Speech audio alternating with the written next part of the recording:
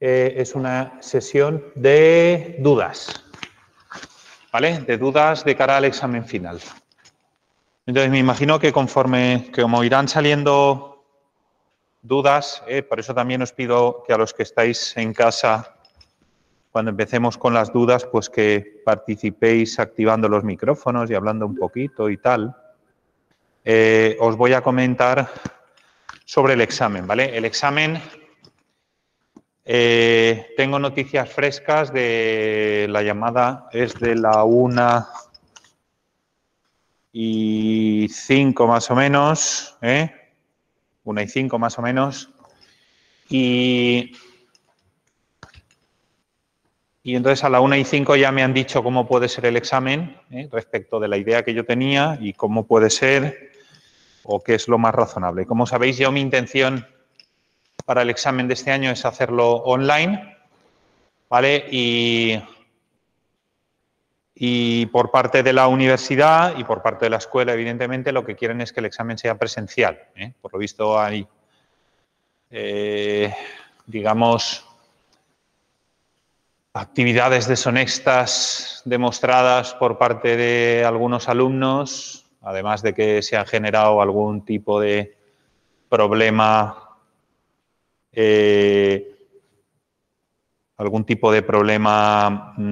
desde el punto de vista de quejas, problemas técnicos, problemas de diferente índole y entonces, bueno, al final hemos llegado a un acuerdo y es que el examen sí que será online, pero será presencial, ¿vale?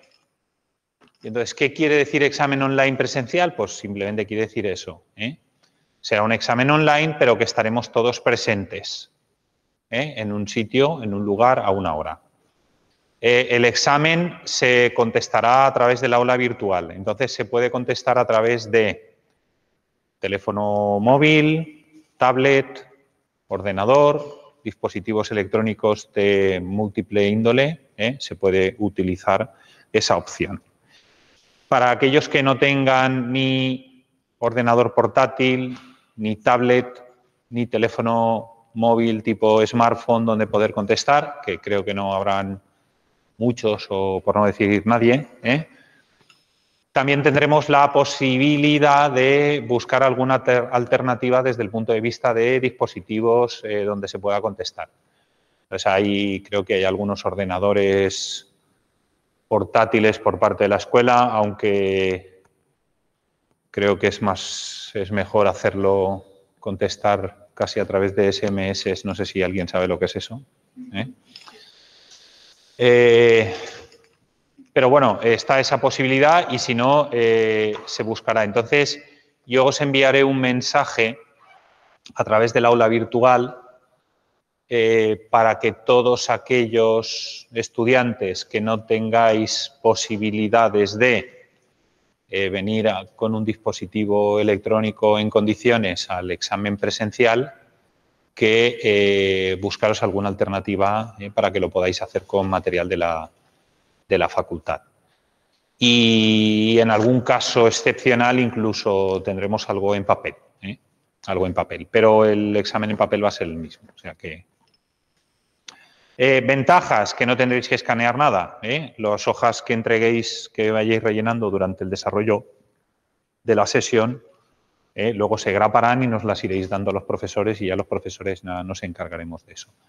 Y luego la corrección pues será mucho más ágil, mucho más rápida para todos y para todas y, bueno, tiene algunas ventajas. Seguro que tiene algún inconveniente porque la evaluación perfecta sería para mí una clase de 20 alumnos donde yo os conozco a todos y no necesito ni siquiera haceros un examen. Eso sería la evaluación perfecta.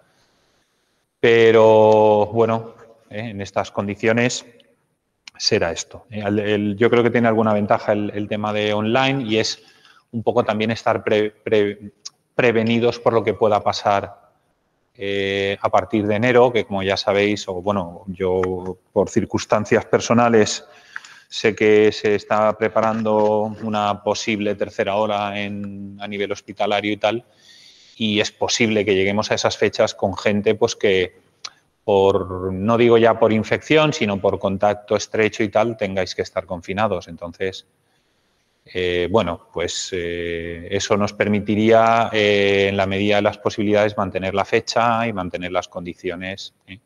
Sabéis también que hay un cierre perimetral de la comunidad autónoma. Yo sé que hay gente que sois de fuera y que no podéis, seguramente tendréis prohibido la salida y la entrada, o si tenéis la salida, luego no tendríais la entrada, por lo menos hasta el 11. Igual en tu caso sería posible, ¿no? Irte y venir a partir del 11 o algo así, pero...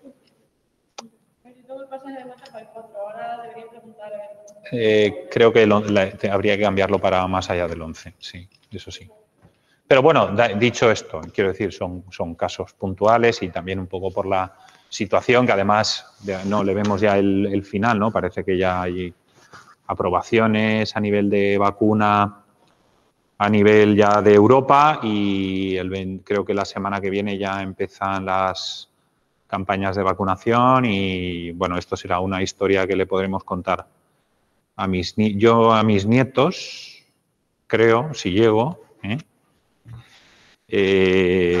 y vosotros pues ya lo podéis contar a vuestros descendientes, hijos, hijas, y a vuestros nietos también, si todo va bien. Mejor contar esto que una guerra, ¿no? Que parece que esto es más llevadero, ¿vale? Entonces, el examen, repito, será online, presencial.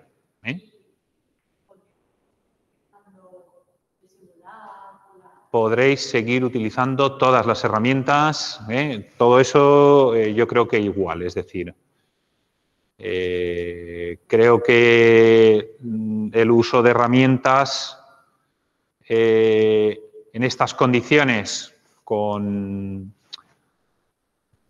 es también muy parecido a lo que vais a tener en la realidad. Es decir, cuando estéis trabajando profesionalmente vais a tener acceso a ese material, a esas herramientas, y lo que sí que quiero que tengáis claro es que no preparar la asignatura pensando que tengo acceso a todo, eso puede ser un error muy grave.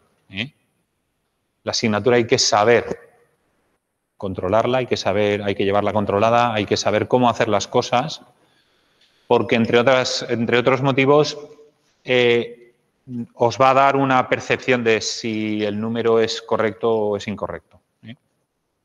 Entonces yo creo que en ese sentido va a ser así el examen.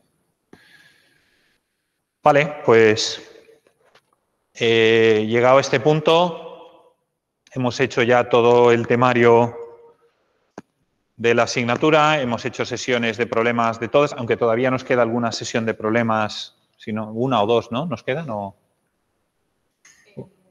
Nos queda una, lo que pasa es que a mí es verdad, me quedan un grupo esta semana y otros dos grupos de problemas que llevo que serían para enero, para la vuelta. Creo que hay una semanita ahí que tenemos 2 clases y haremos eso, ¿vale?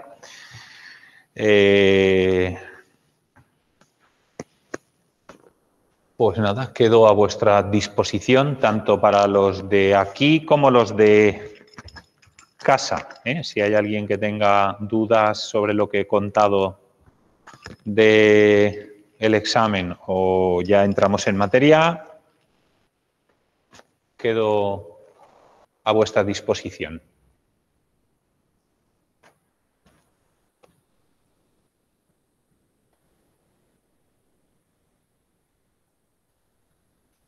¿Alguna duda? ¿Pregunta?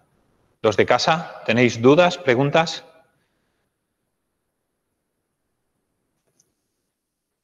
¿No? Bueno, esto solo quiere decir 2 cosas. Una, que es la que yo me voy a creer, y es que lleváis la asignatura muy bien estudiada y vais todos con holgura para enfrentar el examen, y entonces estoy muy contento porque los que estáis en casa y los que estáis aquí sois gente, bueno, yo entiendo que vais a aprobar seguramente sin mucho problema, y entonces ya estoy contento por esa parte. O puede querer decir que no hemos estudiado todavía y entonces como no hemos estudiado, pues no la llevamos, todavía no tenemos las dudas que deberían de haber. Entonces, bueno, me voy a creer la primera versión. Y si no hay nada concreto que queráis preguntar, pues se me ocurre que podamos hacer algún repaso general de la asignatura. ¿Preferís un examen, un repaso general o preferís algún repaso de algún tema concreto? ¿Algún tema que llevemos más flojos?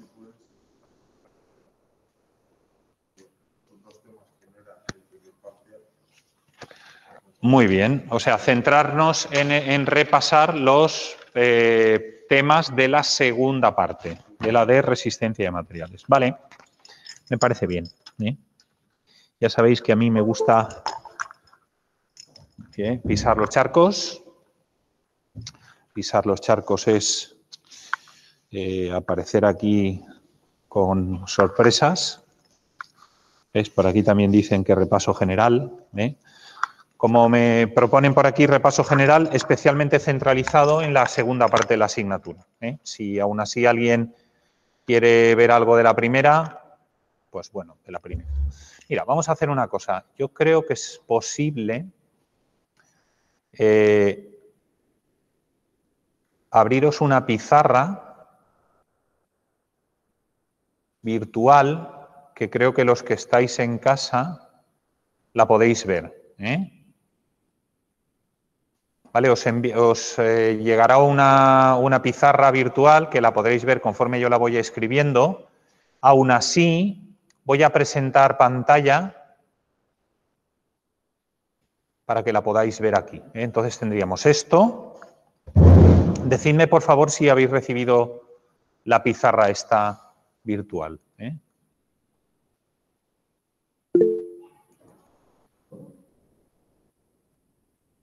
Vale, de repaso.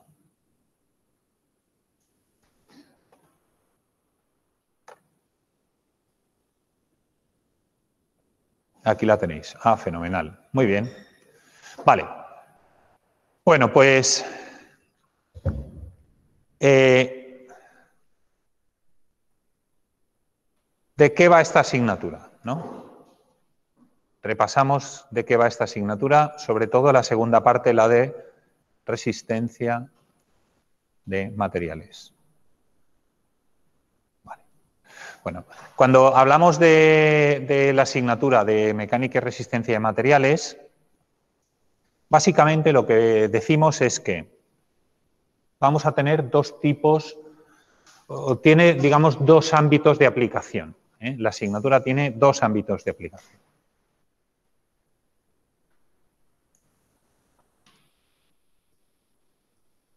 Por un lado, comprobar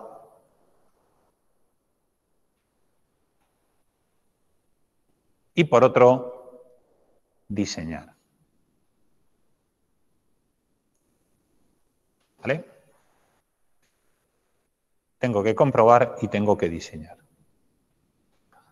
Es decir, problemas del tipo, yo tengo ya una pieza diseñada o una pieza que yo he medido de un material determinado y esa pieza la tengo que comprobar si cumple con las condiciones o tengo que diseñar para que cumpla esas condiciones.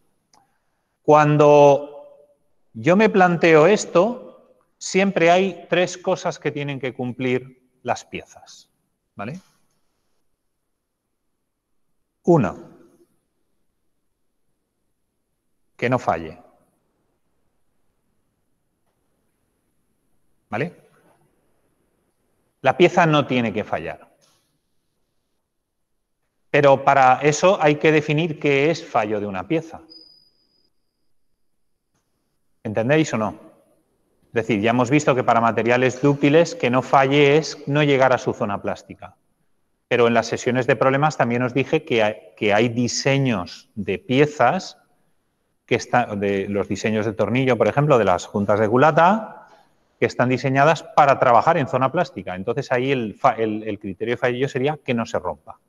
Entonces puede ser que no falle y ya está, es un concepto general. Para nosotros va a ser no llegar al límite de fluencia, es decir, que la pieza no tenga deformaciones permanentes, siempre, siempre en zona plástica. Pero fallar puede ser, en algunas ocasiones, simplemente que no se rompa. 2. Que no se deforme mucho.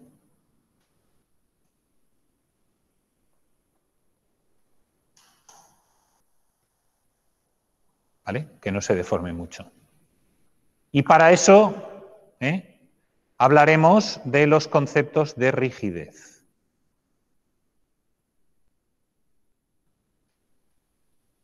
Y tercero,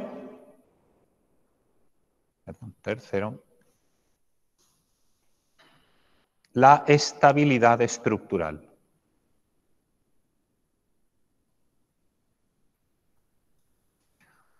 Nosotros lo conocemos como pandeo.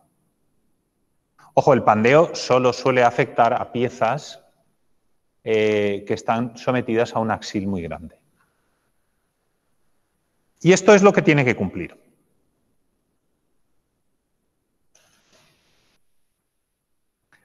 Esto es nuestro faro, esto es donde queremos llegar.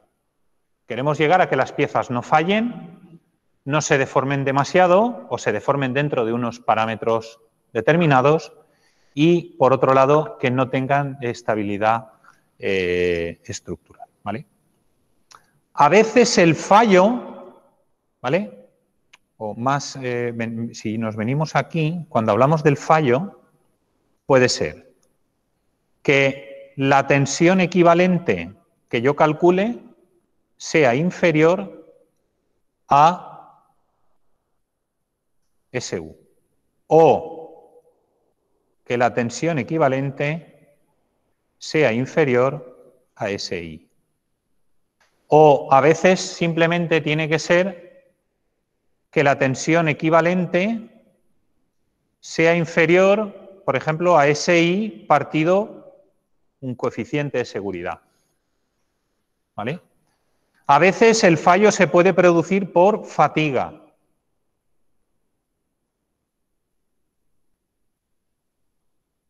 A veces tenemos problemas con fatigas, ¿vale? Que no se deforme mucho.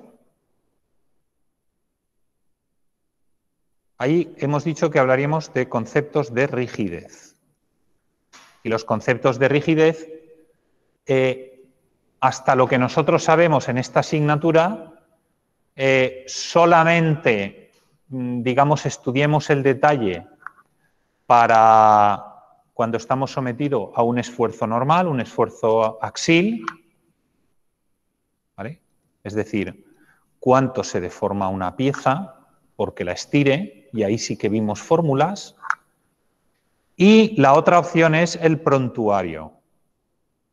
Prontuario o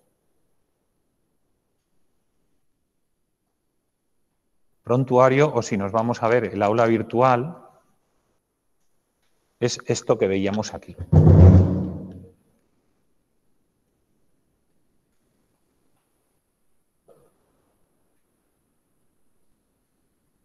Aquí. ¿Vale? La guía de cálculo de vigas, ¿vale?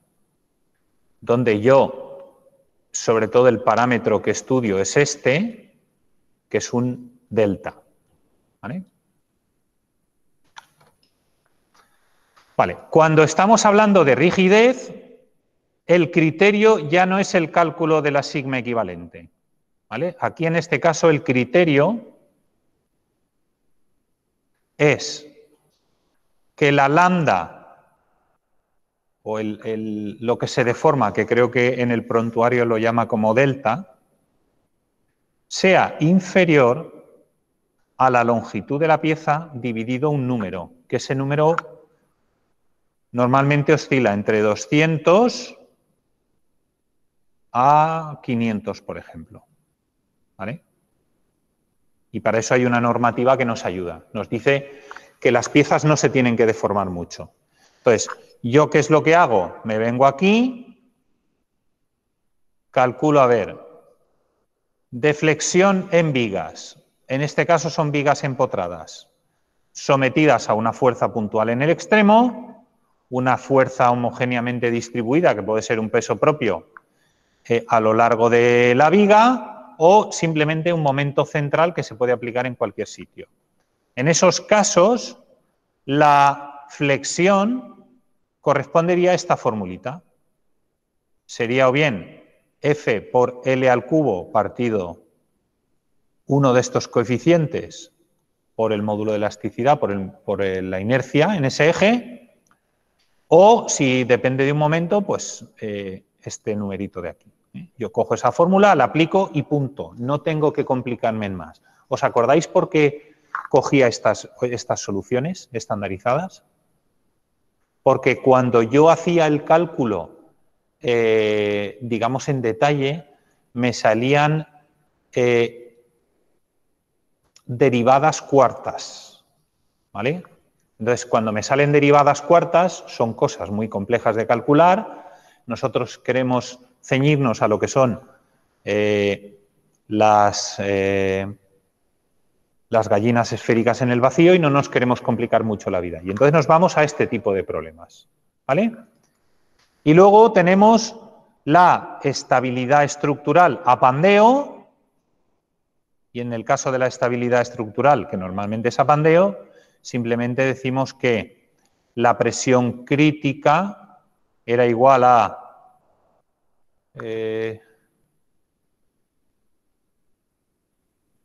no recuerdo la formulita exacta, pero era partido I. A ver si lo cogemos de los apuntes y ya está. Un momentito.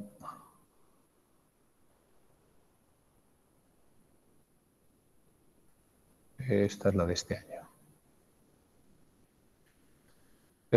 Pandeo era por aquí.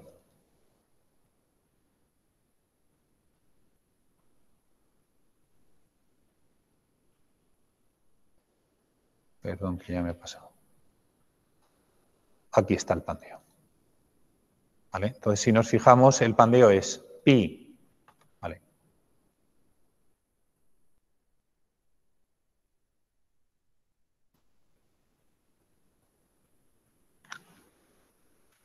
Es pi por EI pi al cuadrado por PEI por beta L al cuadrado. ¿Vale? Y esto es una aproximación. Simplemente de aquí el beta es un parámetro que nos indica, bueno, se le denomina también longitud de pandeo, pero a nosotros es simplemente un parámetro que va a depender de cómo esté estructurado, o sea, o cómo esté empotrado, o qué tipo de coacciones tengamos con esa viga en sus extremos. Si es una viga biarticulada, beta igual a 1. Quiere decir que toda la longitud puede pandear.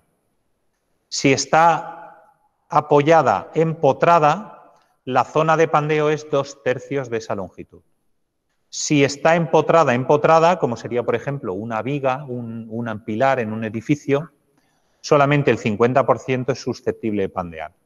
Y si está libre empotrada, es 2 veces la longitud la que podría pandear. Por lo tanto, el riesgo, cuando yo tengo algo empotrado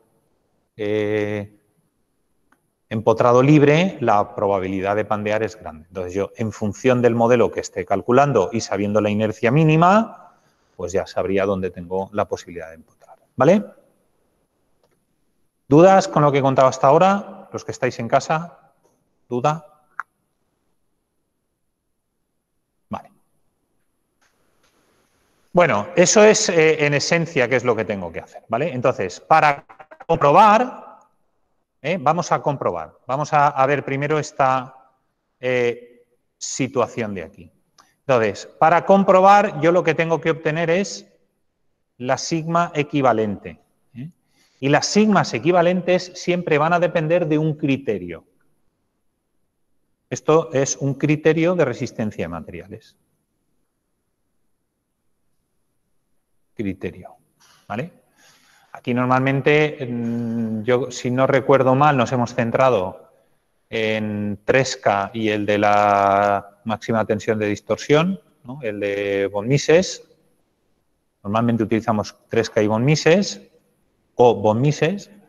Y para eso lo que calculamos es una sigma equivalente que sea comparable con las propiedades del material. Esa sigma equivalente que tenemos por aquí, luego lo compararemos o con el estado límite último, hemos dicho que lo compararemos con este, o si tenemos un coeficiente de seguridad, podríamos utilizar así. Aunque esto, ¿por qué he puesto que tenemos la doble opción? Porque yo, si os acordáis, cuando tengo un coeficiente de seguridad, tengo dos formas de plantear el coeficiente de seguridad. Una, pensar que mi material va a ser más flojo, entonces cojo las propiedades del material y las divido por ese coeficiente de seguridad y ya está. O puedo plantearle como que las fuerzas que me van a actuar van a ser más grandes. Entonces, cualquiera de las dos formas es equivalente, me da igual. No utilicéis las dos a la vez, sino cada vez utilizáis una. Entonces, criterio. Muy bien, ya tengo el criterio.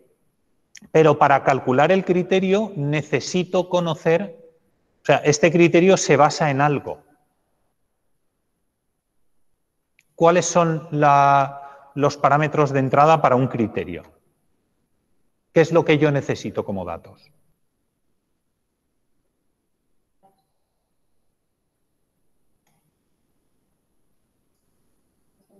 Las tensiones principales, ¿vale? Entonces yo para calcular esto necesito sigma 1, sigma 2 y sigma 3. Y esos son tensiones principales. Vale, ¿y las tensiones principales de dónde vienen?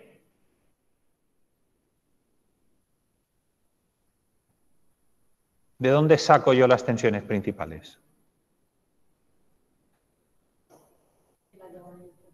De diagonalizar, ¿vale? De diagonalizar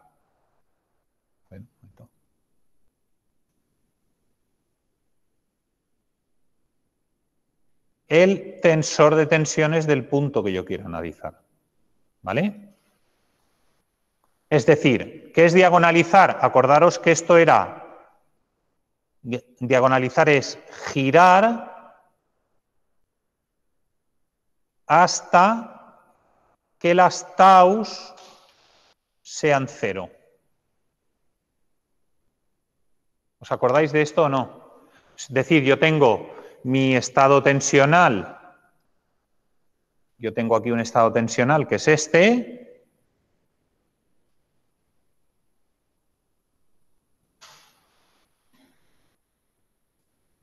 Tengo aquí una sigma X, una sigma Y,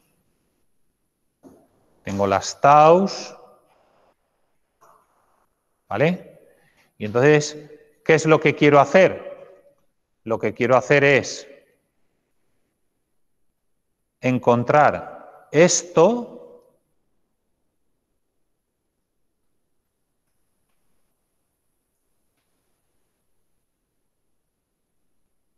de tal forma que en el dadito planteado en esas configuraciones yo únicamente voy a tener aquí sigma 2 y aquí sigma 1.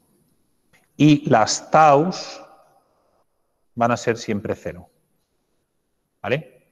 Y este proceso se obtiene por la diagonalización del tensor de tensiones.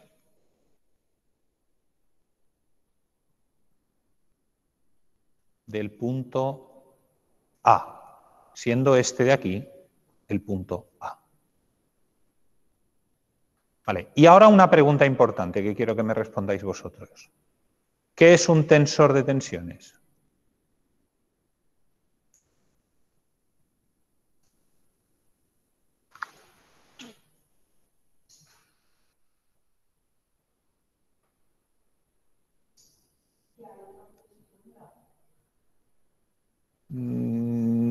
No, o sea, si yo te dijera que el tensor de A es sigma x tau 0, tau sigma y 0, 0, 0, 0, ¿eso está bien?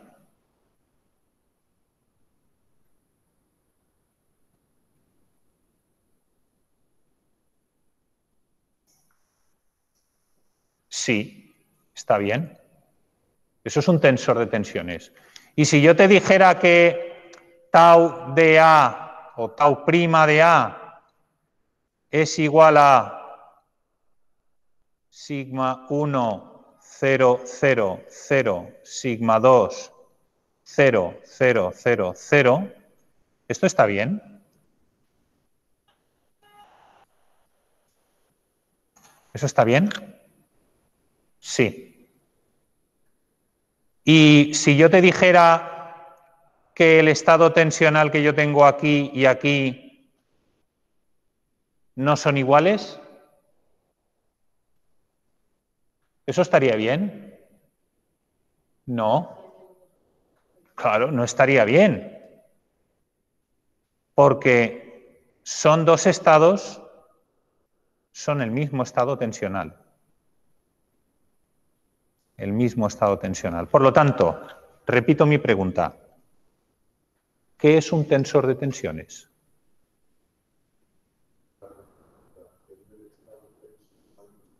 Perfecto. Es la representación del estado tensional de un punto. ¿Vale? Porque acordaros que yo, si tengo una viga, imaginemos que yo tengo aquí una viga, sometido con una fuerza distribuida, ¿vale? Y yo aquí tengo la sección A'. Y yo cojo la sección A' y resulta que la sección A' es esto. ¿Vale? Y esto de aquí es el punto A. Es decir, el punto A es un puntito que hay en una sección, o sea, un punto que hay en una viga, en una sección que yo he determinado que esa sección es la que quiero estudiar. O sea, un tensor de cada átomo de la viga va a tener su estado tensional diferente. Va a tener y cada átomo va a tener tensores de tensiones que representen el mismo estado tensional infinitos. Por lo tanto, es lo que ha dicho el compañero.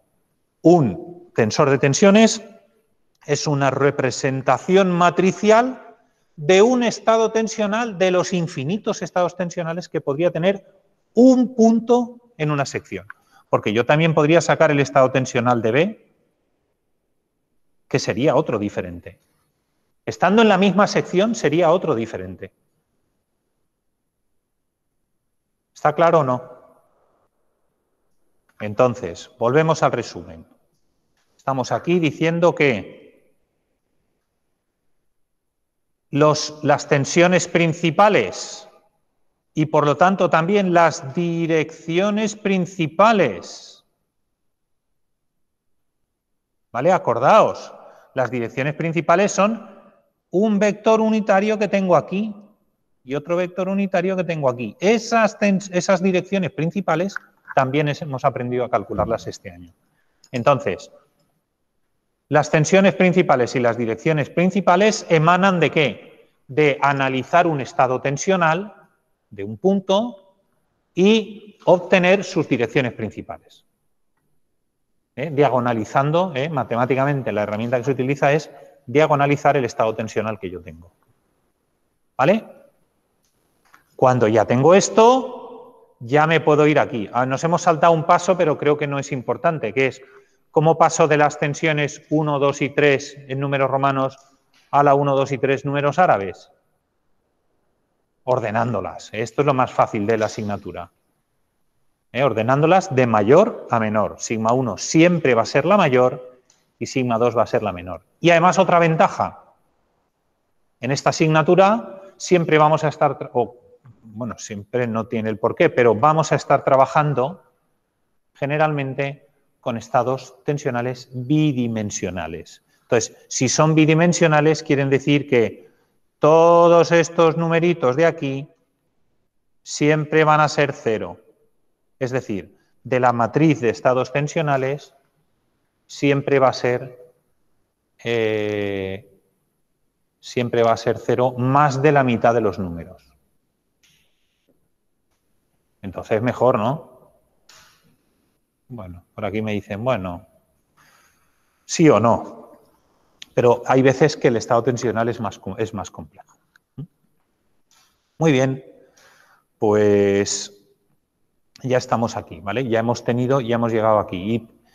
Y para definir el estado tensional, yo siempre tengo que calcular dos cosas. Las sigmas y las tau. ¿Y qué son las sigmas?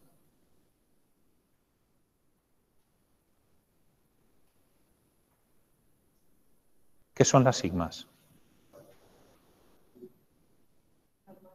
Tensiones normales, ¿vale? Estos son tensiones normales.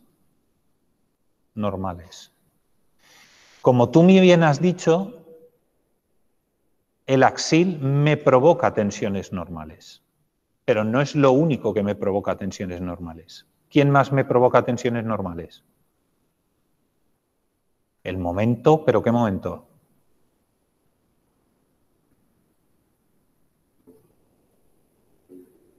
El momento flector en Z y el momento flector en Y. ¿Vale? Estos tres juntos siempre me generan tensiones normales.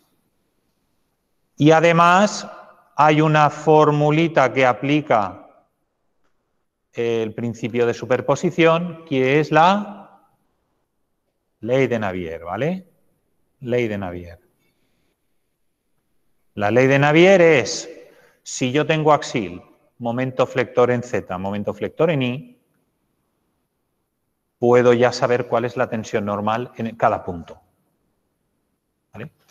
Ojo, siempre tengo que definir el eje Y y el eje Z como yo los estoy dibujando aquí. ¿Vale? La ley de Navier es válida para la aplicación de estos ejes. ¿Vale? Y Z, y aquí tenemos el X, mirándonos hacia nosotros. ¿Vale? ¿Por qué? Porque esto siempre va en ejes locales. Y en ejes locales, el eje X es el propio eje de la barra. Siempre es el eje de la barra. Y luego el eje YZ son los otros dos ejes. Vale.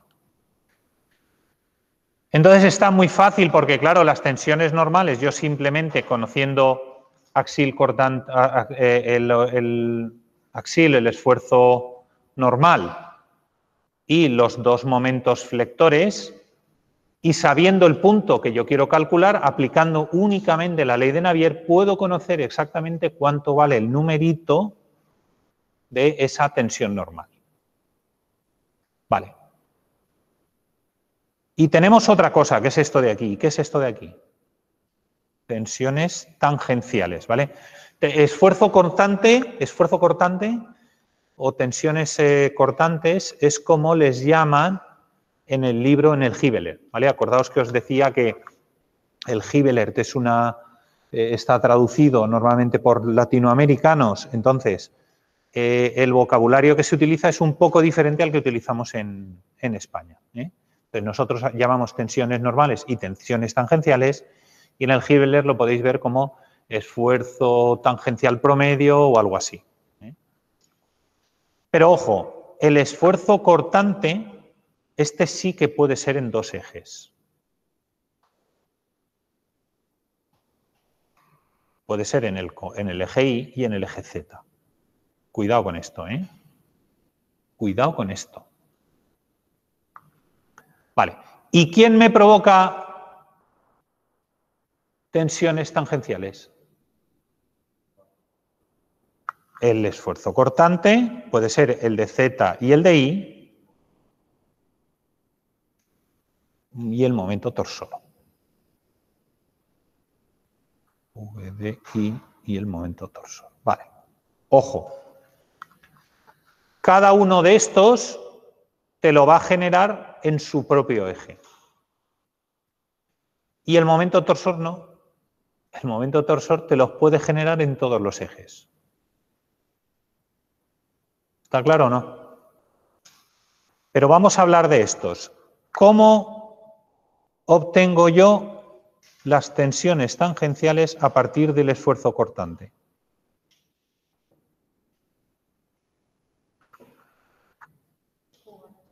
Collignon, Jugaraski y Collignon, los dos juntos, ¿vale?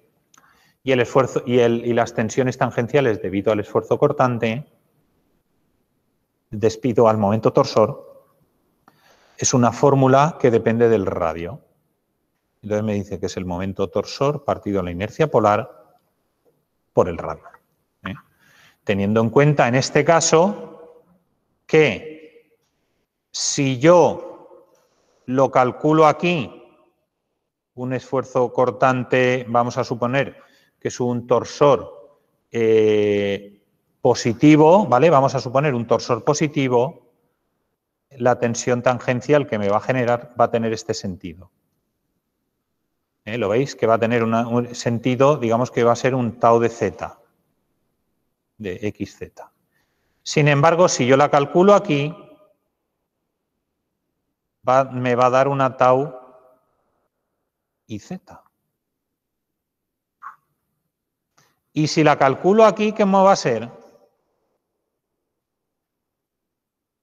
Voy a tener componentes en los dos ejes. ¿Lo veis o no?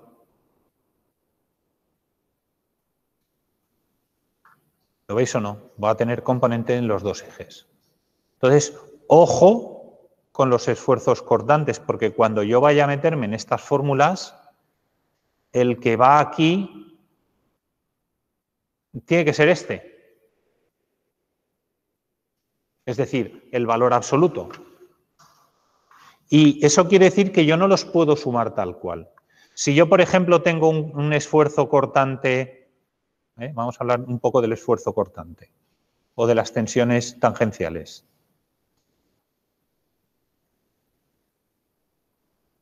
¿Vale? Imaginaos que yo tengo un momento torsor mayor que 0 y un cortante en Z. ¿Vale? Entonces, si yo tengo un momento torsor y un cortante en Z,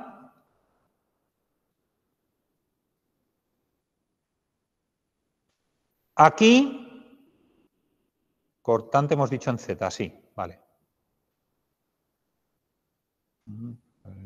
Vale. O sea, va a estar en este eje.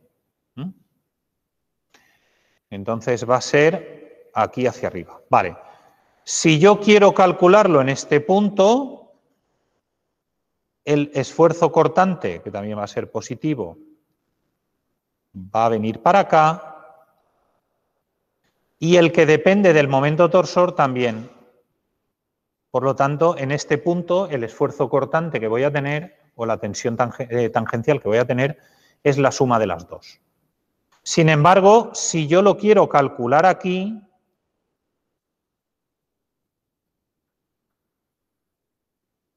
la tensión tangencial debido al cortante va a seguir teniendo esta dirección, pero la debido al torsor va a tener esta. Entonces se restan. ¿Está claro o no? Y si yo lo calculo en un punto así, a 45 grados, pues voy a tener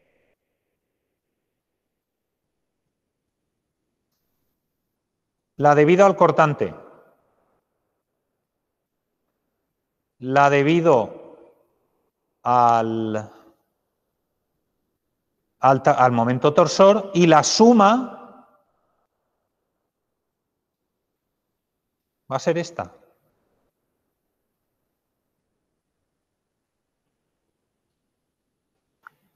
¿Está claro o no? O sea, cuando hablamos de esfuerzos tangenciales, de tensiones tangenciales, las cosas ya no es sumar y restar. Por eso, yo aquí los puedo unificar en una única fórmula y aquí no. Porque cada vez que yo lo calcule, dependiendo de dónde venga, me va a generar una tensión tangencial en un eje o en otro. ¿Esto está entendido? ¿A los de casa? ¿Está entendido esto o no?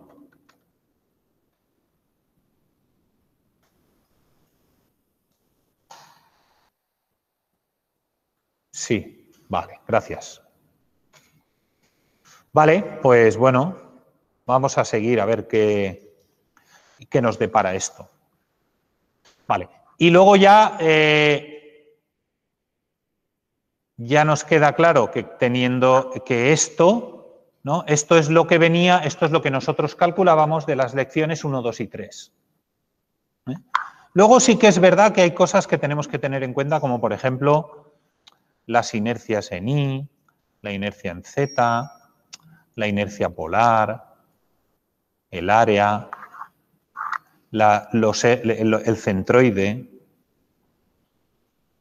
Todo esto, ¿qué son? Propiedades de área. Propiedades de área que son propiedades de la sección que yo estoy analizando y por lo tanto son propiedades que me van a decir cómo se van a repartir esas tensiones o cómo pasamos de aquí a allá. Están metidos en esas fórmulas.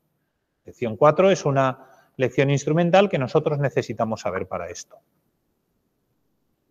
¿Está claro? ¿Vale? Vale, ¿y qué nos quedaría? Nos quedaría hablar un poco del diseño. ¿Y qué es diseñar? ¿Qué es diseñar?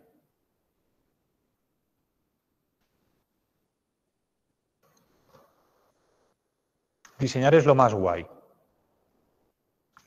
Además os tiene que gustar porque sois diseñadores, ¿no? Y diseñadoras. Más diseñadoras que diseñadores. ¿Eh? Sí, sí, vamos, indiscutible.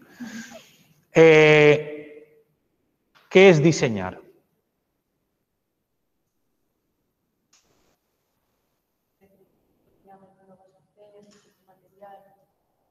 Decidir, vamos a ver, es decidir. Decidir.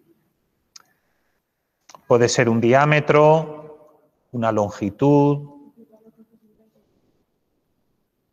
aplicar los coeficientes de seguridad, formas, materiales,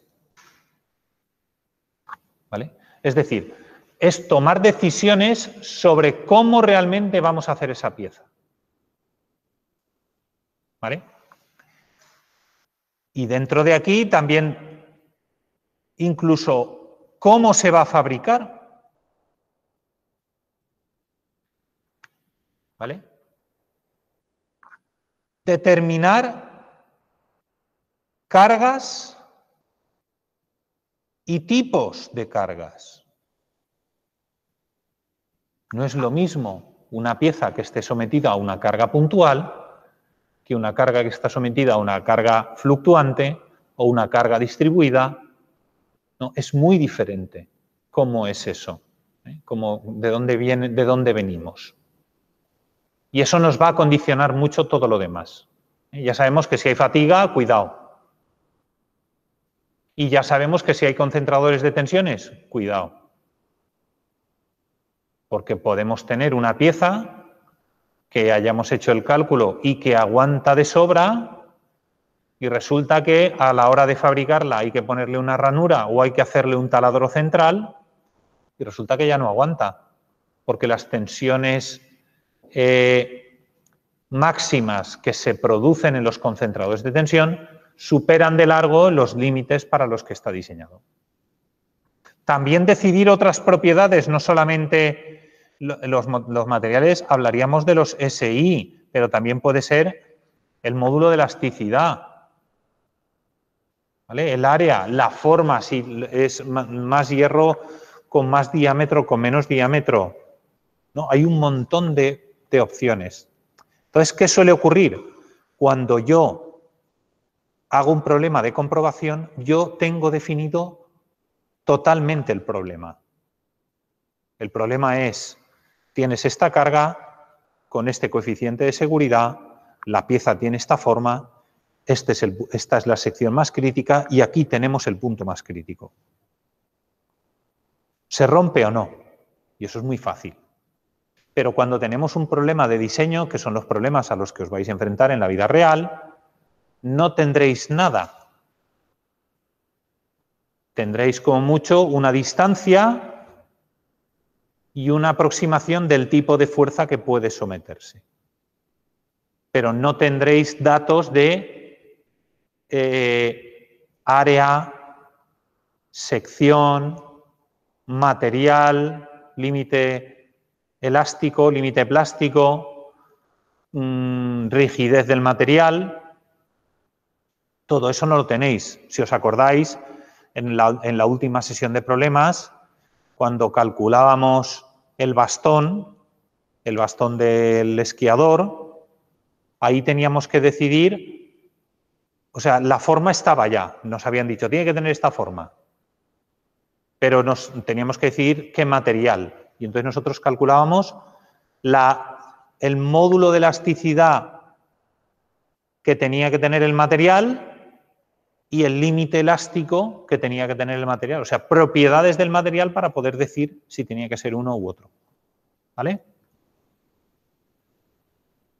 Y yo creo que en esencia esto sería la segunda parte, contada un poco de atrás a adelante, ¿no? En la última sesión lo hicimos siguiendo como lo habíamos dado las clases, de atrás hacia adelante, de adelante hacia atrás, y ahora es desde atrás hacia adelante. Partimos de una tensión equivalente y para calcular eso necesito las tensiones principales y para calcular las principales necesito las tangenciales y las normales y para calcular las normales y las tangenciales necesito conocer el axil, el cortante, los momentos flectores, los momentos torsores.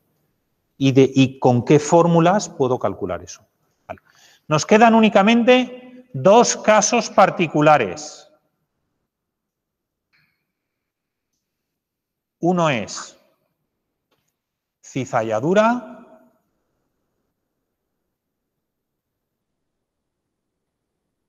¿vale? Bueno, y el otro era el axil, pero que, quiero decir, cuando digo particulares me refiero a que son casos en los que yo tengo una distribución homogénea de las tensiones. Sería la cizalladura en concreto y el axil. Estos son casos en los que yo tengo una distribución homogénea. Homogénea en el área. Entonces, de cizalladura hicimos en las últimas sesiones de problemas, hemos hecho un intensivo de cizalladura. Y además era de las cosas más raras que nos podemos encontrar en cizalladura, porque hasta ahora nosotros en cizalladura lo que hacemos es comprobar si se cizallaría un perno. Normalmente es lo que hacemos. Sin embargo, en ese caso, lo que queríamos era cizallar una sección.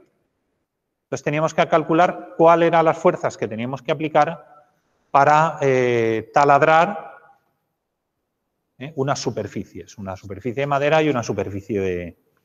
Y luego calculábamos cuántos pernos teníamos que colocar o cuántos remaches para que no se cizallara. Y entonces, justamente cuando calculamos cizalladura, también hay que tener en cuenta que, además de calcular las propias tensiones tangenciales de cizalladura que no superen la máxima admisible, también veíamos que había que hacer una comprobación extra, que era la comprobación de aplastamiento. ¿Vale? Los pernos de pequeña sección, normalmente los pernos de pequeña sección, pueden tener problemas serios de aplastamiento. Entonces, haciendo esas dos comprobaciones ya lo teníamos todo claro. ¿Vale? Luego también vimos una particularidad de los materiales. Yo normalmente en los exámenes os doy el dato de tensiones admisibles de aplastamiento, tensiones normal máxima admisible, tensión tangencial a cizalladura máxima admisible, y también vimos que si no tenía un dato aproximado, no me lo daban tan claramente, pues normalmente la tensión tangencial solía ser del orden de la mitad de la tensión normal. La tensión tangencial solía ser algo así, una aproximación. Y más o menos con esto, resumen de 1 hora, estaríamos hablando de qué es la asignatura. Bueno, de la segunda parte, luego de la primera. La primera es la más conceptual, porque hay muchos conceptos con muchas herramientas, que si las matrices de giro, que si los productos vectoriales, que si las integrales, un montón de herramientas que nos permiten, pero no os olvidéis que hay una que es la más potente de las herramientas y que es la que mejor se os da, que es dibujar. ¿Vale? ¿Dudas que hayan surgido?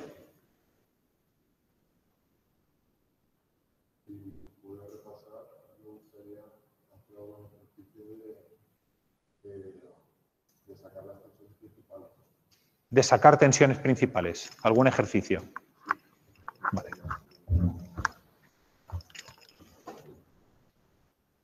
Vale, me proponen por aquí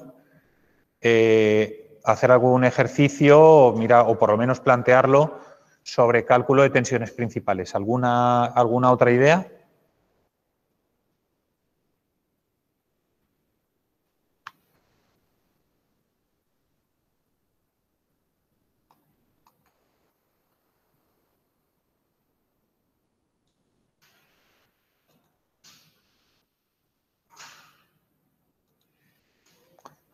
Pues aquí tenemos un montón.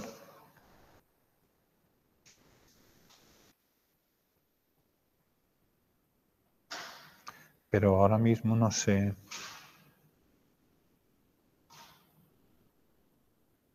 Aquí tenemos algunos. A ver.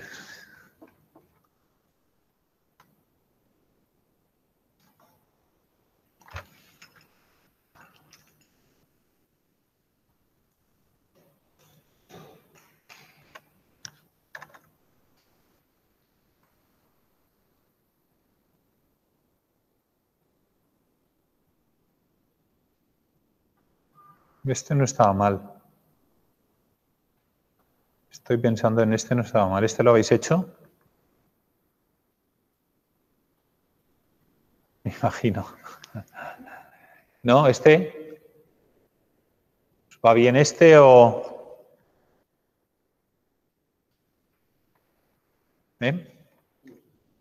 ¿Vale? Vamos a ver cómo plantearíamos este, si queréis.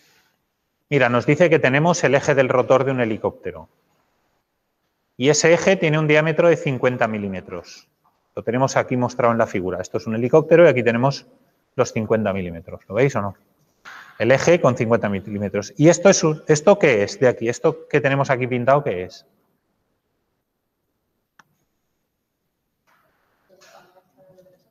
Sí, pero nosotros, ¿cómo le estamos llamando en esta asignatura a esto? ¿Diagrama de qué? De sólido libre. ¿Vale? Más o menos, Nos dice que ese eje está sometido a un momento torsor de 2.400 newtons. Simplemente porque ese eje transmite a las aspas ese par motor. Y que a su vez está soportando el peso del helicóptero, la sustentación del helicóptero, que son 125.000 newtons. Se pide, si el material del eje tiene un límite elástico de 406 megapascales y el módulo de Young es 206 gigapascales, determinar el coeficiente de seguridad con el que está trabajando, siguiendo el criterio de resistencia de materiales de von Mises y el de Tresca y el de Rankine. ¿Vale? ¿Está claro o no lo que nos están diciendo? Aquí lo que nos piden que calculemos es cuál es el coeficiente de seguridad. ¿Con qué coeficiente de seguridad han hecho el cálculo los diseñadores? Ya está, eso es lo que nos dicen. Entonces, diagrama de sólido libre, lo tenemos aquí, fijaos, yo lo que tengo es el peso más el momento torsor que está transmitiendo el helicóptero. Entonces, esto es una cosa un poco especial porque en realidad ese eje se estaría girando, ese eje estaría girando, ¿no? Entonces, nosotros podríamos aplicar aquí las leyes de Newton.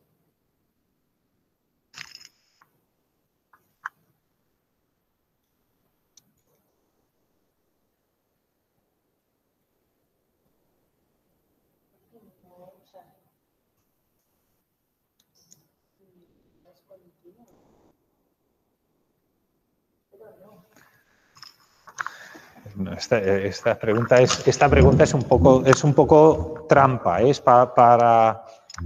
pero me interesa que le deis una vuelta y que lo penséis. ¿Qué decíamos de las leyes de Newton? ¿Cuándo son de aplicación? O, mejor dicho, ¿qué dice la primera ley de Newton?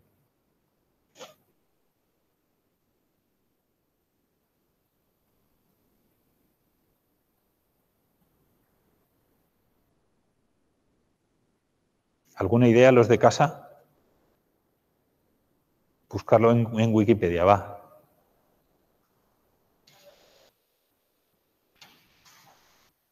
¿Qué decían las leyes de Newton?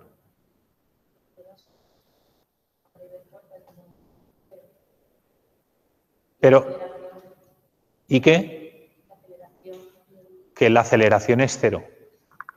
Podía ser o lineal o su equivalente en angular. Entonces, si yo tengo un helicóptero con las aspas de su rotor girando a 10.000 revoluciones por minuto,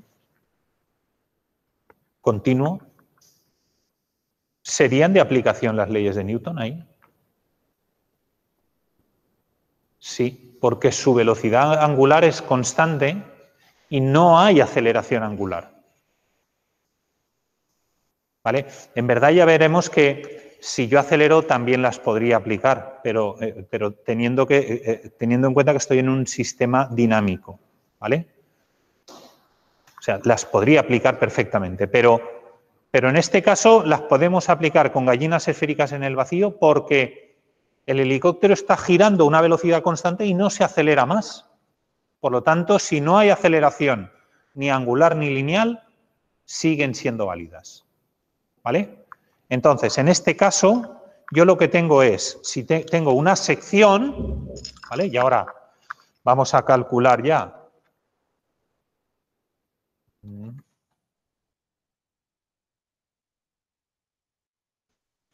Tengo aquí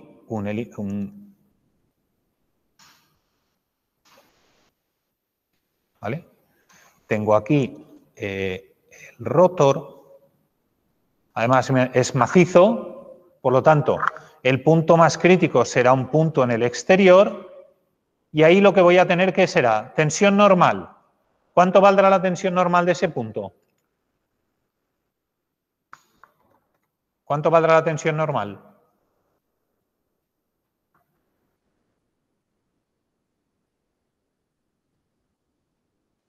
¿Qué tipo de tensión normal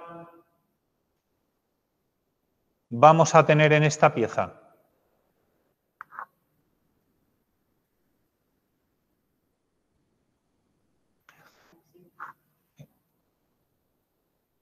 ¿Cuánto va a valer el axil?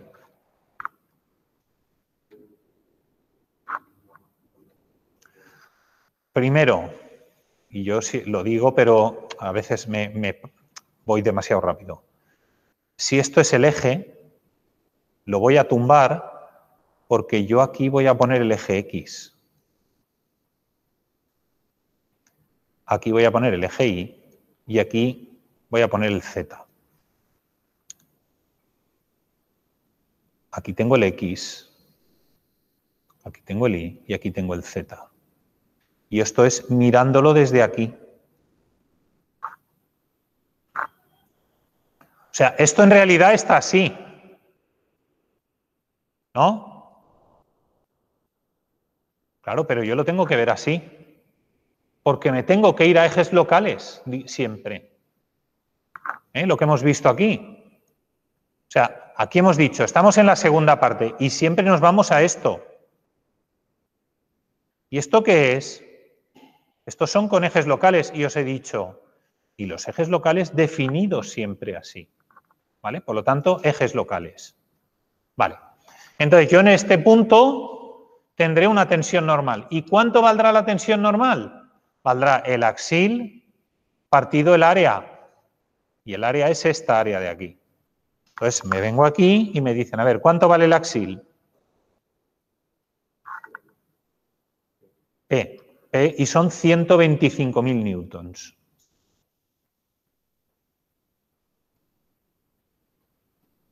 Vale. ¿Y cuánto vale el área?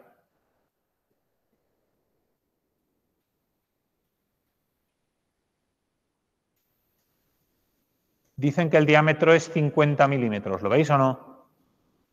Pues si es 50 milímetros, área es igual a 50. Vale. Por 10 elevado a menos 3. Esto al cuadrado. Dividido de 4 por pi. No, es pi r cuadrado. Espera, esto me he pasado de listo. Iba ya a hacerlo directamente. ¿Vale? Esto es el área. Esto es pi. ¿Cuánto sale?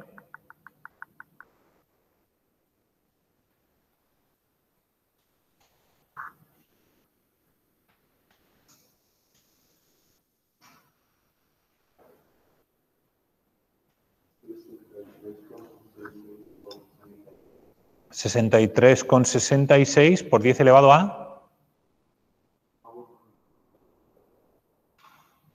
Ah, tú estás diciendo aquí ya directamente. 63,6 megapascales. Vale. Sí. Vale. Si queréis calcularlo, en principio los números que salen es razonable y yo creo que eso está bien. Entonces aquí sería el área. El área es lo que hemos calculado aquí. Vale, ya sabemos cuánto vale sigma x. Vale, ¿y cuánto vale la tensión tangencial? ¿Qué tipo de tensión interna o esfuerzo interno me va a provocar una tensión tangencial ahí? El momento torsor. Por lo tanto, será momento torsor partido ¿qué?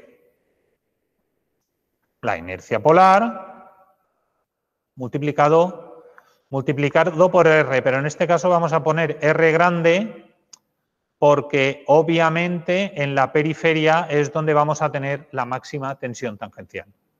Y como la tensión normal va a ser la misma en cualquier puntito, pues los puntos más críticos van a ser estos de aquí, los de la periferia. Cualquiera de estos, podemos coger cualquiera, me da igual. Todos estos van a ser los malos. ¿Vale? ¿Cuánto vale?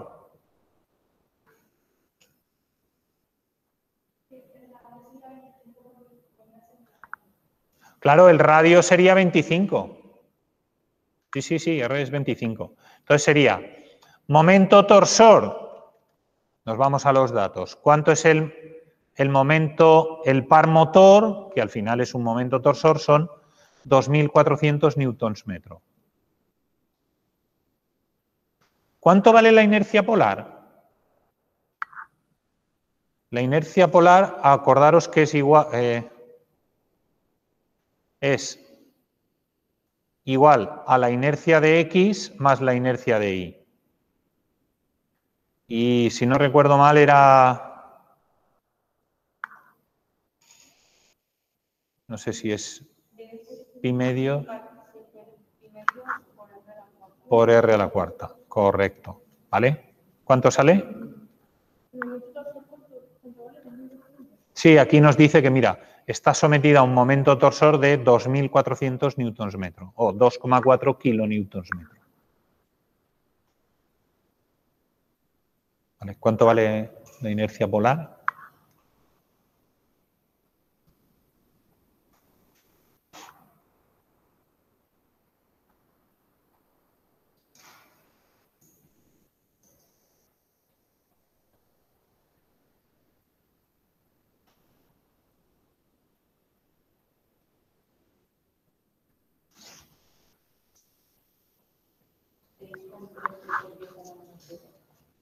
...6,13 por 10 elevado a menos 7. Puede ser, ¿eh? Metros a la cuarta. Ojo, ¿eh? Metros a la cuarta. Vale. Pues si ponemos aquí la inercia polar, ¿cuánto sale tensión tangencial? Ah, perdón, aquí falta esto.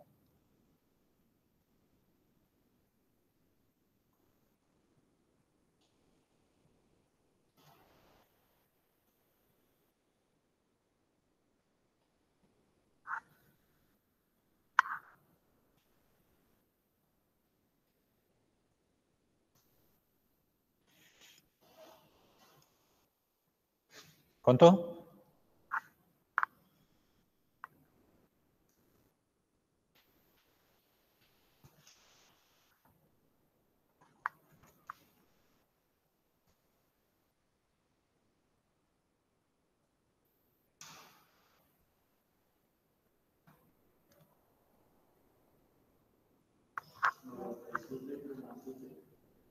...97,7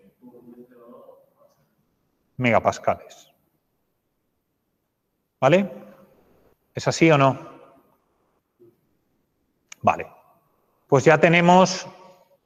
¿Qué es lo que tenemos ahora? Tenemos que si esto es el punto A, tenemos que el tensor de tensiones en A es igual a 63,6, 97,7, 0, 97,7, 0, 0, 0, 0 y 0. Ese es nuestro tensor de tensiones en megapascales. ¿Vale?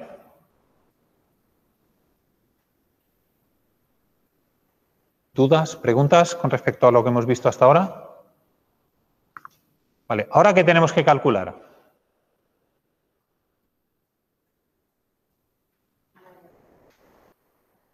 Ahora vamos a calcular las tensiones principales, ¿vale? Tensiones principales.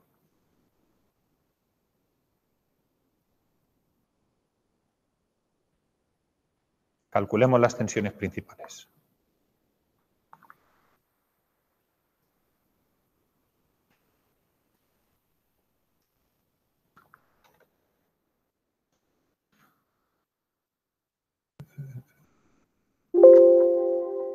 Perdón.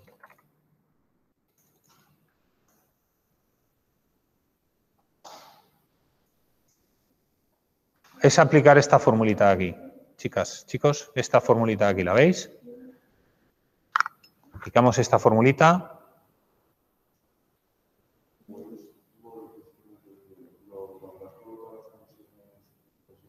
Sí. Sí, un momentito, lo pongo enseguida, ¿vale? Ahora lo que he hecho ha sido, mira, lo que he hecho ha sido así. Sigma X, tensiones tangenciales, pero como la sigma I es 0, pues ese es 0. Y entonces todo esto de aquí son ceros y aquí tengo 63 y ahí 97,7.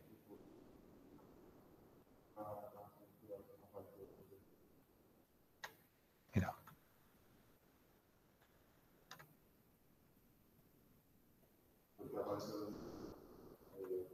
Claro, porque yo aquí tengo tau xi y aquí tengo tau xi.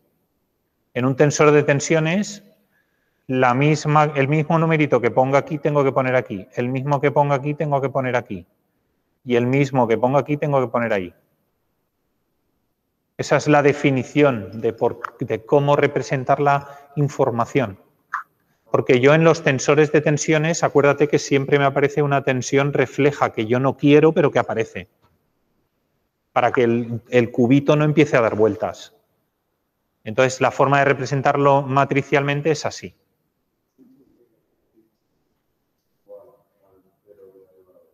¿Cuál?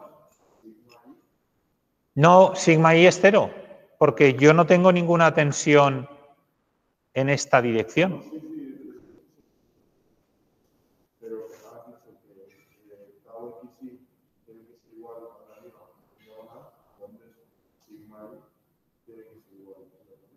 No. Aquí van o sea, los tensores de tensiones son, un tensor de tensiones en A, son, en general, sigma X, sigma Y, sigma Z, ¿vale? Aquí va la tau XY y aquí va la tau XY. Aquí va la tau XZ y aquí va la tau XZ, la misma. Y aquí va la tau IZ y aquí va la tau IZ.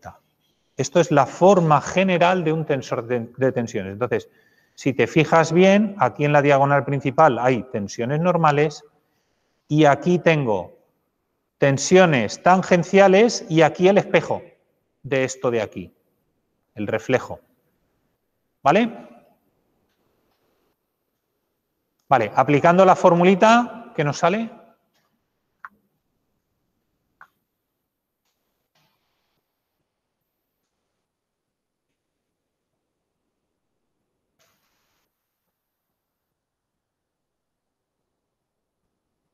O mejor. Sí, dime lo que... Claro, pongo la fórmula, ¿eh?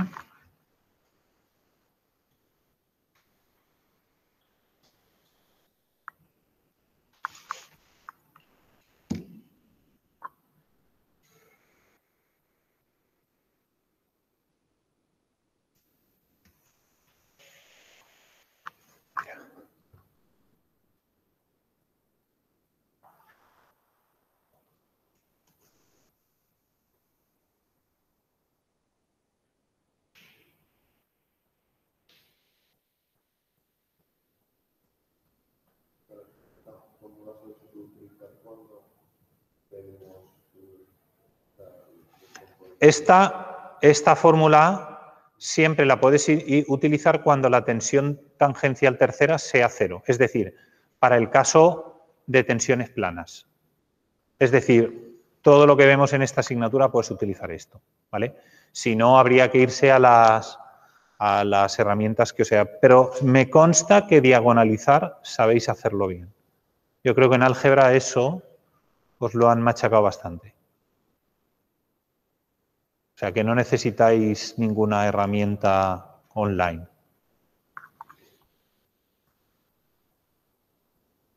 Sí, sí, no me miréis así, que sabéis hacer un montón de cosas, más de las que os creéis. El rollo no es que no lo sepáis hacer, el rollo es que lo habéis visto como una cosa allí, otra cosa allá, otra cosa allá, y eso lo aprobé y se me ha olvidado, y esto lo aprobé y se me ha olvidado. Y aquí, pues hace falta todo, y entonces, entre lo que te tienes que acordar y los conceptos nuevos que hay, y los conceptos que se basan en cosas que además de no acordaros, a lo mejor en algunos casos ni habéis dado, ¿qué ha pasado? Quiero decir, yo no digo que sea ninguno de los que estáis aquí, pero hay gente que a lo mejor ha entrado en la carrera por la rama artístico.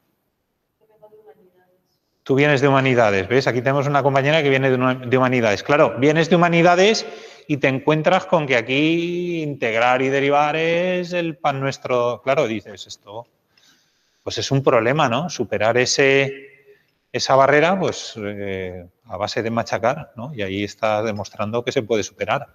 Pero es cierto que eso es un hándicap. La rama artística, la rama humanidades, pues tiene, claro, hay cosas que no... De todas formas, las matemáticas son más agradecidas. Bueno, y visto desde mi punto de vista, ¿no? Es decir, es que esto es así, punto. No hay que darle vueltas ni filosofar. No, es que es así. En ese sentido son más nobles, creo yo. No te engañan tanto.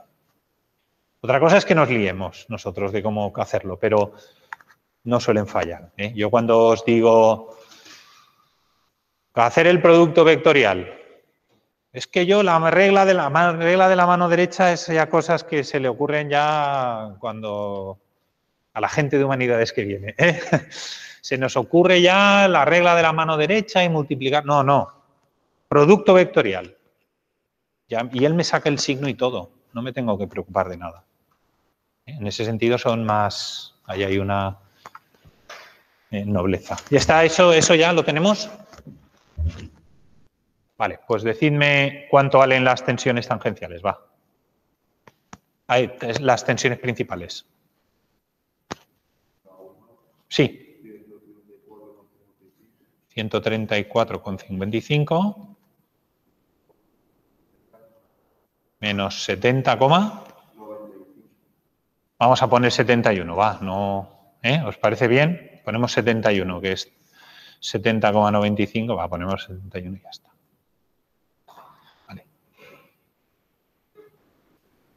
Vale, este es el nuevo tensor de tensiones. Ahora una pregunta, ¿el estado tensional este es igual que este? Sí, sí que es el mismo, claro, es el mismo. Simplemente aquí lo que hemos hecho ha sido girar los ejes. Pero el estado tensional es el mismo.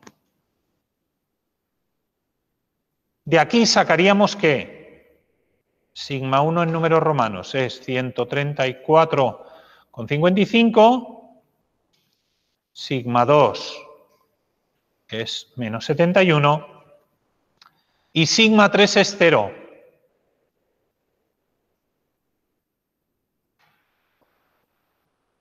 Es 0, ¿vale?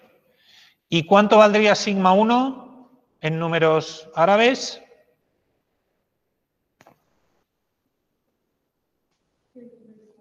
$134,55. ¿Cuánto valdría sigma 2? 0. ¿Y cuánto valdría sigma 3? Menos 71. ¿Vale? Ahora, ¿qué nos dicen? Nos dicen, perdón. Nos dicen, a ver, vale, esto ya lo tengo claro. Ahora lo que quiero saber es, si yo aplico el criterio de Tresca, ¿con qué coeficiente de seguridad se ha realizado el cálculo de ese eje? ¿Vale? Entonces me vengo y yo sé que el coeficiente de seguridad será la sigma admisible partido la sigma equivalente. ¿Cuánto vale la admisible? 400, ¿lo veis? 406. Pues 406 es la admisible y ahora vamos a ver la sigma equivalente. Pues depende, el criterio de 3K es el valor absoluto de sigma 1 menos sigma 3, ¿no? ¿Es así o no? Vamos a ir a ver criterios de resistencia de materiales.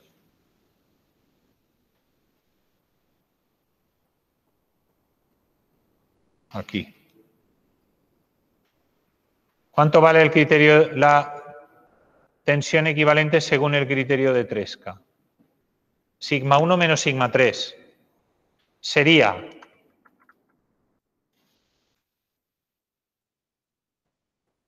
$134,55 menos 71. Por lo tanto, vale 205 megapascales. Vale, pues 205. O sea, aquí sería 205. Más o menos 2. ¿Vale? Vale, vamos a la sigma equivalente para el criterio de von Mises. ¿Vale? Y entonces el de von Mises es un poquito más complicado, máxima energía de distorsión, y es,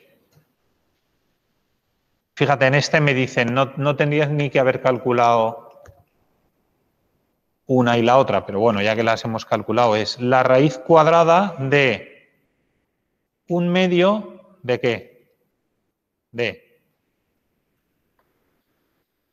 134 al cuadrado más 71 al cuadrado más 134 menos y menos más 71 al cuadrado.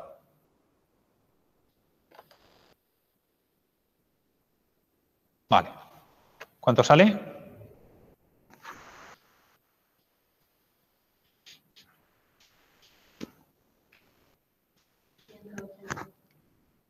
180 megapascales.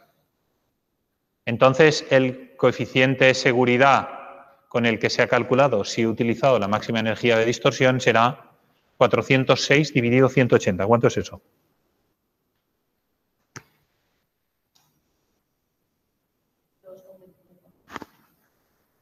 2,25. ¿Vale? Y luego tenemos el de Rankine, ¿vale? El de Rankine es otra formulita. Es al final lo mismo, es jugar con sigma 1, sigma 2 y sigma 3, calcular la sigma equivalente y compararla con la máxima tensión normal máxima admisible.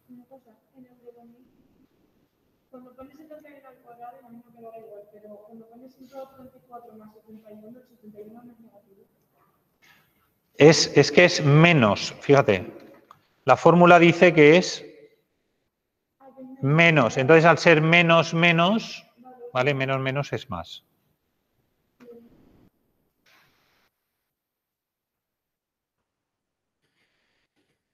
¿Vale? Fijaos, y aquí lo mismo, ¿vale? Luego tenemos ahí el de Rankine, que supongo que será el menos restrictivo, que el coeficiente de seguridad es 3, pero bueno, lo hemos hecho bien. ¿Lo veis o no? Fijaos que este ejercicio, a pesar de que cuando empezamos vemos que tenemos que calcular el eje de un helicóptero y nos podemos volver un poco locos, luego nos damos cuenta que en realidad es muy sencillo. Porque la segunda parte de la asignatura es única y exclusivamente aplicar fórmulas. La complicación de esta asignatura se termina con la lección 4. Y normalmente es cuando el grueso de la gente suele abandonar la asignatura. Entonces, los que habéis aguantado hasta el final, ahora lo tenéis más fácil. ¿Vale? ¿Dudas? ¿Preguntas?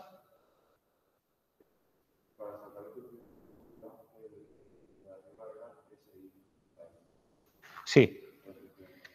Bueno, claro, a ver, acordaos que habíamos dicho que definíamos coeficientes, o sea, el coeficiente de seguridad, o mira, mejor, lo tengo aquí. Criterios, creo que es aquí. Mira, sí, aquí está. Mira, los coeficientes de seguridad tienen esta forma de plantearse, que son o minorar la resistencia del material, pensar que el material es peor, o mayorar la carga. Entonces, en este caso, como al final nos hemos ido ya al estado tensional y tenemos la resistencia del material, es más fácil plantearlo así, porque ya tenemos ese I. Entonces, si de esta fórmula yo despejo NS, NS me viene aquí multiplicando y en la tensión pasa dividiendo. Y es exactamente lo que hemos hecho aquí. Aquí hemos hecho SI, espera, lo pinto exactamente como lo tenemos ahí. Aquí en realidad esto es SI Y aquí es la equivalente, ¿no? Que es la que hemos calculado. Sí. Sí, ese dato es aquí, es la máxima tensión, ¿no? El valor del límite elástico del material. Sí.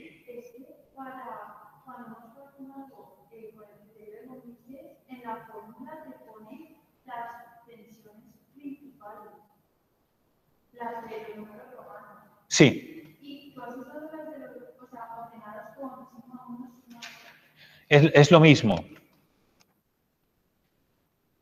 O sea, sí, te entiendo perfectamente.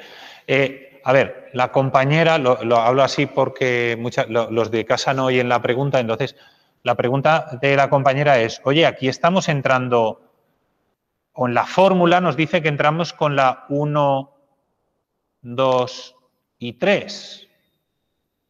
Y yo parece que haya entrado con la 1, 2 y 3, ¿vale? Entonces, no pasa nada porque esto al final es, si no recuerdo mal, recordaré mal seguramente, la 1 coincide, vale. La 1 es esta y estas dos se intercambian, ¿no? ¿Vale?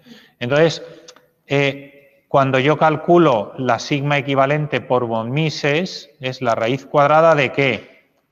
De un medio de, vamos a ver,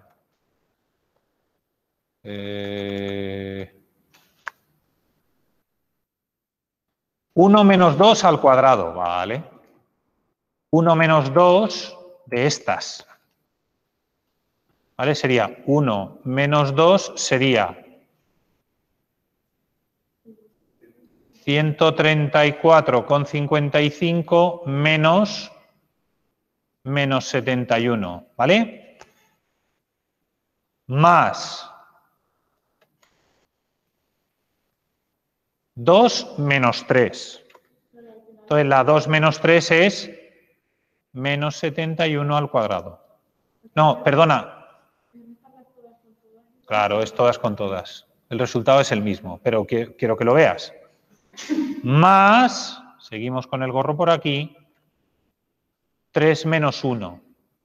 Entonces sería, 3 menos 1 sería menos 134,55 al cuadrado, ¿vale? Si calculas esto, te va a dar 180 megapascales. Porque es todas con todas. Entonces da igual si tomo unas como las otras. Simplemente me cambia el orden. Y de hecho, es al cuadrado para que no tenga nada que ver el signo. El signo me va a dar igual. ¿Vale? Entonces está bien que te des cuenta de ese detalle, ¿no? Oye, aquí entramos con una... Da igual, puedes entrar con las dos.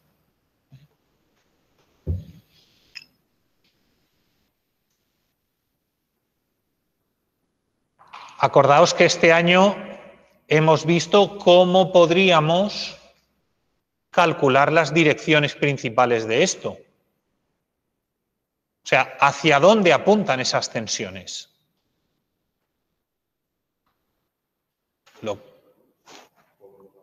Sí, hemos hecho ejercicios de esos. En este caso, para calcular las direcciones, hay que aplicar esta formulita de aquí. Esta de aquí, ¿lo ves? Sería coger el tensor de tensiones principal, el primero, y restarle la tensión que queramos calcular. Por ejemplo, me explico. Queremos calcular la dirección de la de 134, ¿vale? Entonces sería la dirección de sigma 1 igual a 134,55. Vale. Entonces sería 63,6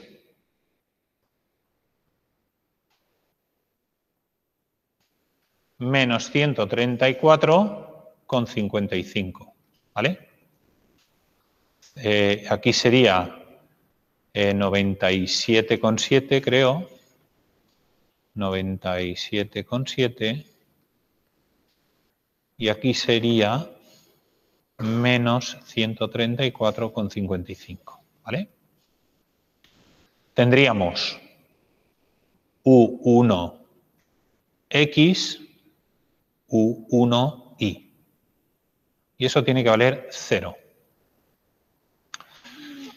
¿Vale? Entonces, podemos coger o una o la otra. Yo creo que en este caso es mejor coger la de abajo y me quedaría 97,5 U1X menos 134,55 U1Y, ¿vale? Igual a 0. Es decir, he cogido esta ecuación de aquí.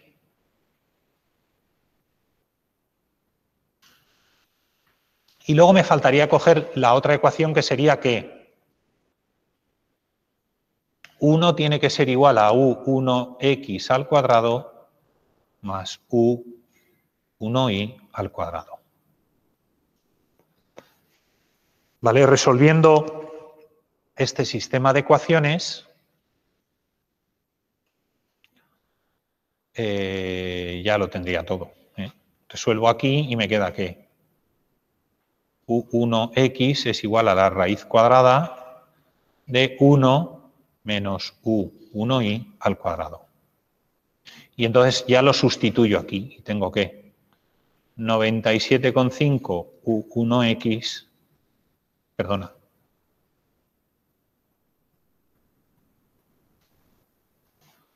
97,5 por la raíz cuadrada de 1 menos U cuadrado 1Y menos 134,55 U1Y es igual a 0. ¿Vale? Entonces, habría que multiplicarlo todo al cuadrado para que me quedase U1Y al cuadrado y despejar.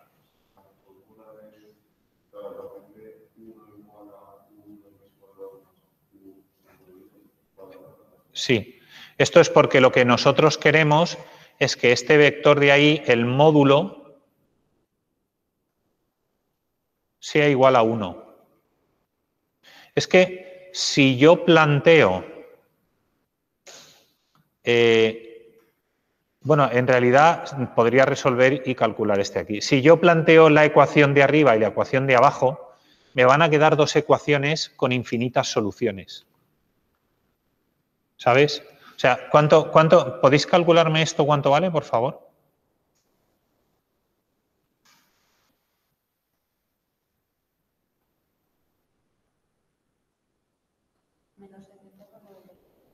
Menos 70,95 U1X menos 97,7 U1Y igual a 0.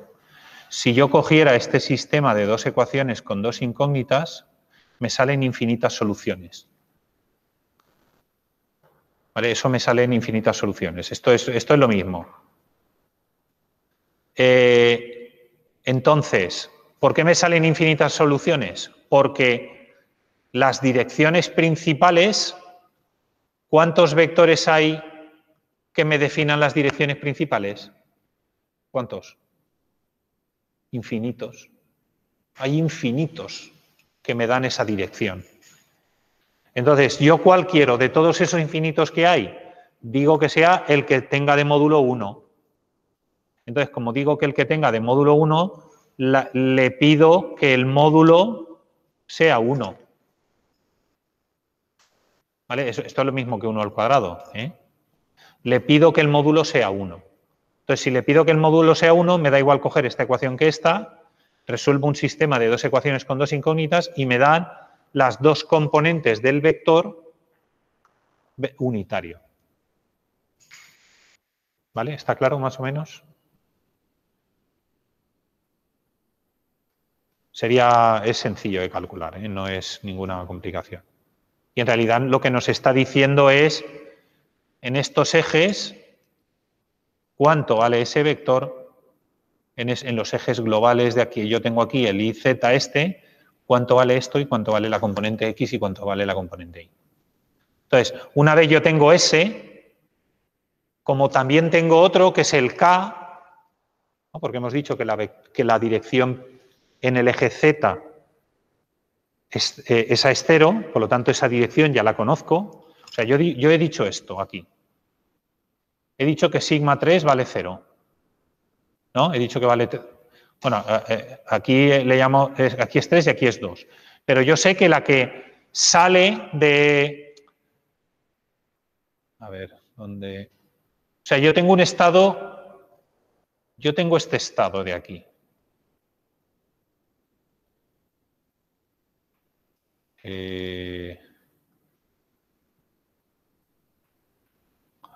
Bueno, tengo el... Sí. O sea, la dirección que sale de aquí hacia, digamos, saliendo de la pizarra es la dirección, la tercera dirección. Y esa es 0. Entonces, si esa es 0, ¿cuánto vale el vector dirección de esa dirección principal? K. ¿Vale? K, solamente K. ¿Está claro o no? Y la pregunta es... no, eso es aquí. La pregunta es, si yo conozco que una dirección principal es K y la otra la acabo de calcular aquí, ¿cuánto vale la que me queda por calcular? Que sería la segunda. Pues hombre, si yo quiero calcular una base que tiene que ser ortonormal, es decir, una base que todos los vectores directores entre ellos cumplan 90 grados, si yo tengo dos de ellos, el tercero lo puedo calcular como el producto vectorial de uno por el otro, porque el producto vectorial de un vector por otro siempre saca un vector perpendicular al plano que forman esos dos. Entonces, si yo tengo aquí uno en el plano XY y otro en el plano XY y quiero este de aquí, lo que tengo que hacer es multiplico este por este y me sale este. Siempre. Entonces, si yo tengo uno y este sé cuál es, al multiplicarlo vectorialmente sale el otro. Entonces, la forma más fácil de calcularlo es una vez yo ya tengo una dirección principal y ya sé la otra, que la sé que es K, producto vectorial de ese vector nuevo que acabo de calcular por K vectorialmente, saco mi determinante y JK, el otro, y el último sería 001, calculo y me sale. Y además os dije un truco que hacía la gente, ¿no? Eso no os lo dije, que había gente que lo que hacía era, para calcular la tercera dirección es simplemente cambiar los numeritos, lo que es y X y lo que es X en Y, y a uno de los dos le cambio el signo. ¿Vale? Ese es el resultado de producto vectorial cuando el de abajo, o sea, a ver si me explico. ¿Lo entiendes, Iván, o no? Vale. Si yo tengo aquí el producto vectorial de U1, producto vectorialmente por K, ¿vale? Esto es I, J, K, U1X, U1Y, 0. Y aquí tengo el 0, 0, 1. ¿Vale? Vale. Yo te digo que eso es U2. ¿Vale? Yo te digo que hay gente que coge U2 igual a U1Y y menos U1X J. Fíjate que lo que ha hecho ha sido cambiar las componentes de sitio y a uno le he cambiado el signo. Me dices, hombre, esto es un súper atajo. Pero es que si yo calculo esto, fíjate lo que me sale. Me sale U1Y y 0, 0, 0, 0 menos U1X J. Entonces hay gente que directamente coge, como sabe que este es K, cambio las componentes y a uno le cambio el signo. Y tú dices, vale, y si yo hubiera cogido este, menos U1i más U1xj, ¿no es el mismo vector? No, es verdad, no es el mismo. Pero uno es este y el otro es este. Entonces, cuando estamos hablando de direcciones principales, me da igual, porque las direcciones... O sea, una vez yo he definido un vector director, es ese y el contrario. O sea, yo las sigmas la tengo así y así. ¿Entiendes? Entonces, esto es un truco, atajo, súper acorta la vida, pero, bueno, nos puede servir. ¿Vale? Nos puede servir para calcular direcciones principales muy rápido. Y no es ningún drama, quiero decir que esto solo pasa en el caso de que la tercera dirección sea la K. ¿Lo habéis entendido todos? ¿Vale? Hay vídeos por ahí donde están los ejercicios y se explica. Creo recordar que es un vídeo aclaratorio que dura muy poquito, no sé, son 6-7 minutos, que se llama vídeo aclaratorios en YouTube o en el aula virtual, lo tenéis, que es el vídeo aclaratorio. Ay. A ver.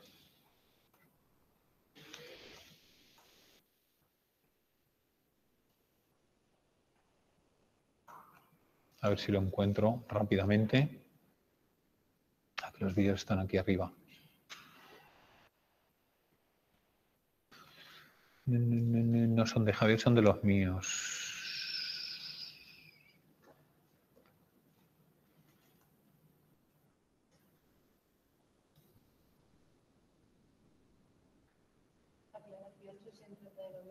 ¿Dónde está? ¿Dónde está? Ah, aquí está. Aclaración, sesión 30 de noviembre, ¿vale?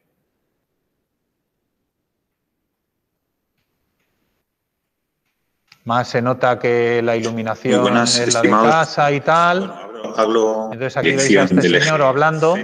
Que no es el que vemos y por lo entonces tanto ahí está la explicación. Multiplicaría por 0,98. Es cortito, son 7 minutos y medio. Una segunda forma que es saber que... Aquí está el cálculo de esas direcciones principales. Como yo sé que esta es K, multiplico uno por el otro, me sale eso. Si nosotros lo que hace... Y luego esta es la otra forma. Este vector, ¿vale? Se cambian. Cambiar estas dos componentes de sitio y a una de ellas cambiar el nombre. Si vemos, este vector es el opuesto a este. Y por lo tanto sería la otra alternativa para tener esa dirección principal. Es lógico que nos pueda salir tanto un vector como... ¿Vale? De todas formas, lo tenéis ahí, ¿eh? Lo tenéis ahí, ya no me acordaba ni dónde estaba. Pues nada, ¿dudas, preguntas?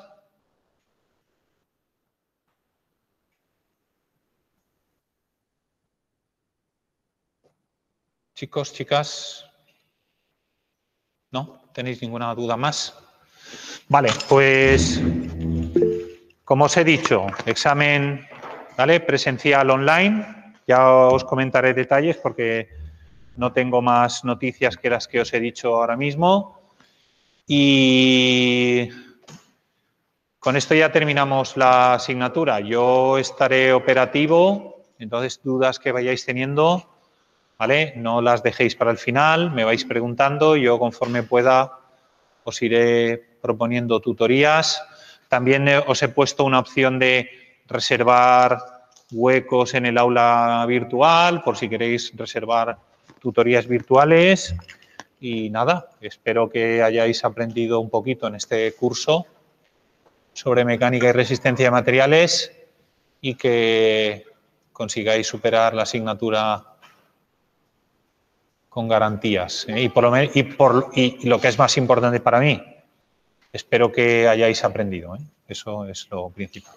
Muchas gracias y nada, nos vemos.